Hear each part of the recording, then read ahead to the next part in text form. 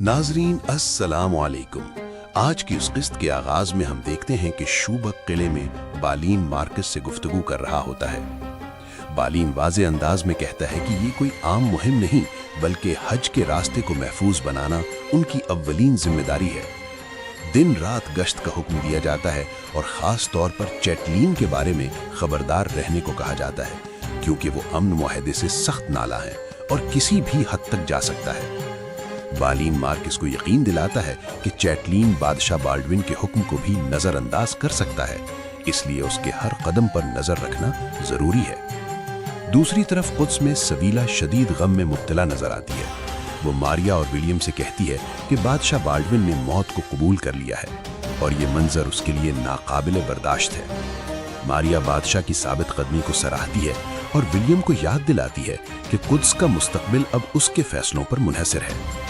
इसी गुफ्तगू के दौरान लादगाय का जिक्र आता है, जिस पर सवीला गुस्से में आकर खंजर मेज में गाड़ देती है और ऐलान करती है कि अगली बार लादगाय बच नहीं पाएगा।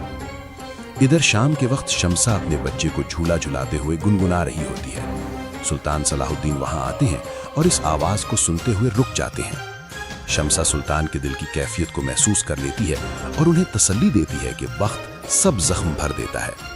सुल्तान एतराफ करते हैं कि सबसे ज्यादा तकलीफ इस बात की है कि बहुत कम लोग उनकी नीयत को समझते हैं।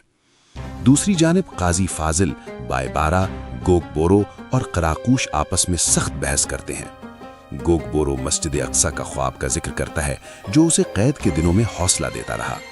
काजी फाजिल वाज़े अल्फाज में कहते हैं कि अमन सिर्फ बराबर ताकतों के दरमियान होता है और सल्यूबियों ने महज वक्त खरीदने के लिए मुआहिदा किया है। सब इस नतीजे पर पहुंचते हैं कि सुल्तान को आखिरकार हकीकत मानना ही पड़ेगी। इसी दौरान फातिमा खातून सुल्तान सलाहुद्दीन के पास आती हैं। वो सुल्तान को हौसला देती हैं और याद दिलाती हैं कि कुद्स की बाजियाबी के लिए इत्तेहाद नागुज़ीर है। वो कहती हैं कि ये मकसद नस्लों से उनके खून में शामिल है और वो कभी पीछे नहीं हटेंगे। अगला मंजर काजी फाजिल, मजहर और ज़ैनब का है। काजी फाजिल ज़ैनब को एक खूबसूरत तोहफा देते हैं जिस पर उसका नाम लिखा होता है। यहाँ काजी फाजिल ज़ैनब के सामने अपने दिल का इजहार करते हैं और निकाह की पेशकश करते हैं। ज़ैनब एक अहम सवाल उठाती है कि अगर मामलात मुख्तलिफ होते तो क्या मजहर खतरे में पड़ सकता था। काजी फाजिल कुद्स की अहमियत बयान करते हैं और कहते हैं कि वो इस मकसद के लिए अपनी जान तक कुर्बान करने को तैयार थे। ज़ैनब आमीन कहती है और ये लम्हा जज्बाती रंग इख्तियार कर लेता है। इधर सबीहा खंजर लेकर लादगाय के कमरे में दाखिल होती है और बिस्तर पर वार कर देती है, मगर जब चादर हटाती है तो वहां सिर्फ तकिए होते हैं। गुस्से और बेबसी में वो कमरे की हर चीज उलट पुलट कर देती है। इसी दौरान असल मंजर सामने आता है, जहां लादगाय बादशाह बाल्डविन के साथ मौजूद होता है।